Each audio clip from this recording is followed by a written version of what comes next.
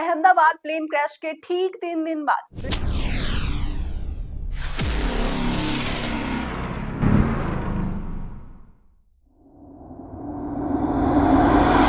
British Airways की flight Chennai जा रही टेक्निकल फॉल्ट के कारण लंदन लौटती है।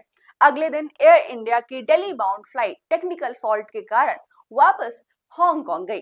तीनों इंसिडेंट में एक चीज कॉमन थी, same aircraft Boeing 787 dream liner. जब लॉन्च के कुछ ही सालों बाद दो ड्रीम लाइनर में बैटरी एक्सप्लोजन हुए तो एयरक्राफ्ट को टेम्पररी ग्राउंड कर दिया गया। इन्वेस्टिगेशन में पता चला कि फैक्ट्री में डैमेज पार्ट्स के साथ इन प्लेन्स को असेंबल किया जाता है। इनफैक्ट 10 में से 5 वर्कर्स ने कहा वो कभी भी इस प्लेन में नहीं बैठेंगे। अब आप सोच सकते हो कि जब वर्कर्स इस प्लेन में नहीं बैठना चाहता तो भारत में इसमें यात्री को कैसे यात्रा करने दिया जाता है। सोच कर देखिए, जो लोग इस प्लेन को बना रहे हैं वो खुद इस पे ट्रस्ट नहीं करते। फिर कंपनी मेमोज ने इसके बाद रिवील किया कि फैक्ट्री में क्वालिटी को इग्नोर करते हुए सिर्फ प्लेन्स जल्दी बनाने का प्रेशर होता है। एक्स एम्प्लॉयज ने तो ये भी कह दिया कि आने वाले समय में बोइंग 787 टेक्निकल इशू फेस करेंगे और आज वही हो रहा है। बोइंग 787 ड्रीमलाइनर एक अमेरिका एरोस्पेस फैक्ट्री में मैन्युफैक्चर होता है। ये फैक्ट्री वॉशिंगटन के एवरेट में स्थित है। कंपनी के पास 45 मिलियन से अधिक के शेयर है, जिनकी अगर रुपए की बात करें तो 8.47 बिलियन है। अब इस कंपनी का कोई एक मालिक नहीं है, इस कंपनी के 3 मालिक हैं, यानी ये कंपनी 3 लोगों के पार्टनरशिप पे चलती है। लोग कहें तो गलत होगा, ट्रस्ट कहें तो सही होगा। इसमें आते हैं वैनगार्ड, न्यूपोर्ट ट्रस्ट और ब्लैक रॉक। बोइंग के शेयर न्यूयॉर्क स्टॉक एक्सचेंज में बीए के रूप में कारोबार करते हैं। अब ये सारी इंफॉर्मेशन थी बोइंग ड्रीमलाइनर के बारे में। इसमें मैंने इसलिए बात शुरू की क्योंकि आपका ध्यान मैं खींचना चाहती हूँ कि अहमदाबाद प्लेन क्रैश का अभी ठीक से खत्म होना 2 सप्ताह भी नहीं हुए हैं।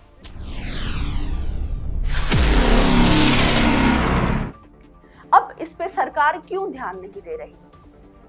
अब थोड़ा आपको मैं बताती हूँ कि पहले के जमाने में अगर आपने यात्रा की होगी तो आपसे ये कहा जाता था, यात्रीगण कृपया ध्यान दें, अगर आप एरोप्लेन में बैठे हैं तो कृपया अपनी कुर्सी की सीट और बेल्ट कस कर बांध लें ताकि आप सुरक्षित रहो। लेकिन अहमदाबाद प्लेन क्रैश के बाद शायद ये सुनने को मिल रहा है कि एयर होस्टेस शायद मन में ये कहते नजर आ रही होंगी कि कृपया आप अपने इष्ट और भगवान का प्रार्थना कर लें, क्योंकि जिस हवाई यान में आप बैठे हैं उसकी तकनीकी खराबी कहीं भी हो सकती है और ये प्लेन कहीं भी क्रैश हो सकता है। अब आपको हम ये बताएंगे कि आखिर सरकार यानी प्राइम मिनिस्टर मोदी या फिर जो हमारी इन्वेस्टिगेशन टीम स्टिंग ऑपरेशन के थ्रू काम कर रही है उस पर ध्यान क्यों नहीं दे रही है। क्या ये बाकी केसेस की तरह पन्नों में दब जाएंगे? अहमदाबाद विमान दुर्घटना के बाद लोगों ने आस लगाई थी जब तक इसकी पूरी तरह जांच पड़ताल नहीं होती है तब तक सरकार इसे उड़ान भरने की अनुमति नहीं देगी। लेकिन ठीक 3 दिन के अंदर 3 ऐसे केसेस देखने को मिले जिसमें पता लगा ड्रीमलाइनर्स में अभी भी तकनीकी फॉल्ट चल रही है। अब आपको हम बता दें कि ड्रीमलाइनर ने अपनी मंजिल की ओर उड़ान भरी, आखिर ऐसा क्यों हुआ और सरकार ने कैसे इसकी अनुमति दी? जब सिस्टम और सरकार के बीच आम जनता पिस जाते हैं तब सरकार उनके उम्मीदों पर पानी फेरने में जरा भी कसर नहीं करते। माना जाता है भारत की जनता थोड़ी इमोशनल कैटेगरी में आती है और यहाँ के सरकार और सिस्टम उन्हें इमोशनल फूल बनाते हैं। अब आपको हम थोड़ा सा अंदर की जानकारी देना चाहेंगे कि आखिर बोइंग ने मोदी को कैसे खुश रखा था। दरअसल बोइंग ने पीएम मोदी के पर्सनल सर्विस के लिए 2 बोइंग 777 यानी 777 मॉडल के विमानों की आपूर्ति की थी। भारत सरकार ने इन 2 विमानों के लिए कुल 8,458 करोड़ रुपए का भुगतान किया। आमतौर पर बोइंग 777 मॉडल वाले एक विमान की कीमत तकरीबन 2600 करोड़ रुपए बैठती है। इस मामले में अधिक लागत को आधिकारिक तौर पर विमानों में अतिरिक्त सुरक्षा सुविधाओं के रेट्रीफिटिंग के लिए जिम्मेदार ठहराया गया। लेकिन बोइंग ने स्पष्ट रूप से मोदी को खुश करने के लिए अमेरिकी राष्ट्रपतियों के द्वारा उपयोग में लाए जाने वाले एयरफोर्स 1 विमानों की तर्ज पर निजी विमान विकसित किया था। इस सौदे में शामिल अतिरिक्त लागत को निश्चित रूप से उत्पादक रूप से खर्च किया गया होगा। इसलिए कोई आश्चर्य की बात नहीं है कि भारत सरकार बोइंग के साथ नरमी से पेश क्यों आ रही है।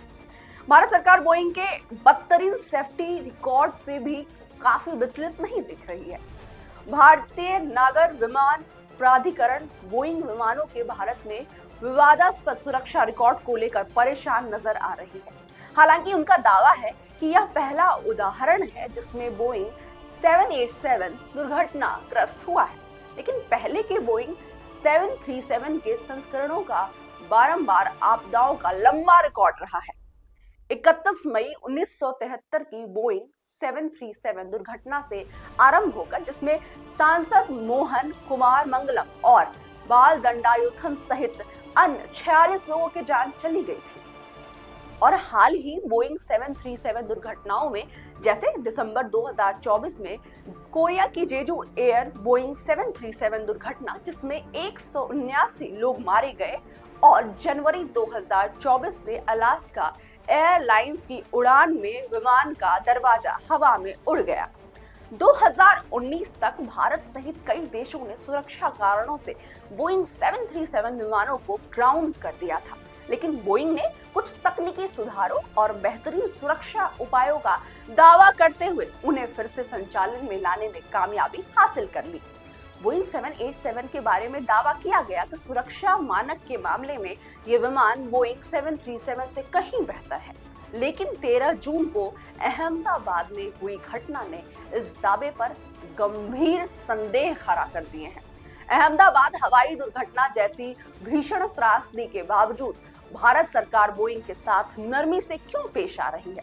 इतने खराब सुरक्षा रिकॉर्ड वाली विवादास्पद कॉर्पोरेट दिग्गज पर सरकार कोई कड़ी कार्रवाई क्यों नहीं दे रही है? और ये सवाल मेरे मन में भी है और आपके मन में भी है। लेकिन एक शिक्षित जानकार जनता अगर आप हैं तो आपको सरकार पर सवाल उठाना होगा, क्योंकि कल को ये पहली बार नहीं हो।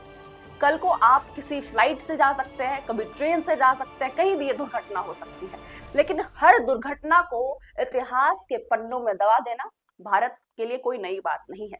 लेकिन देखना होगा कि बोइंग 787 ड्रीमलाइनर के पीछे आखिर क्या वजह रही थी क्रैश की। अभी तक तो ये बताया जा रहा है कि दोनों इंजन फेल होने के कारण ऐसा हुआ है, लेकिन ये सबको पता है कि बोइंग 787 ड्रीमलाइनर की एक्सपायरी डेट हो चुकी थी। उसकी मॉडल में प्रॉब्लम एक ऐतिहासिक रिकॉर्ड में आती है। आपका क्या मानना है? आप जरूर कमेंट सेक्शन में बताएं। तब तक के लिए नेक्स्ट जन ब्रॉडकास्ट के साथ बने रहें। मैं अनीशा ऐसे ही मुद्दों पर बात करते रहूं।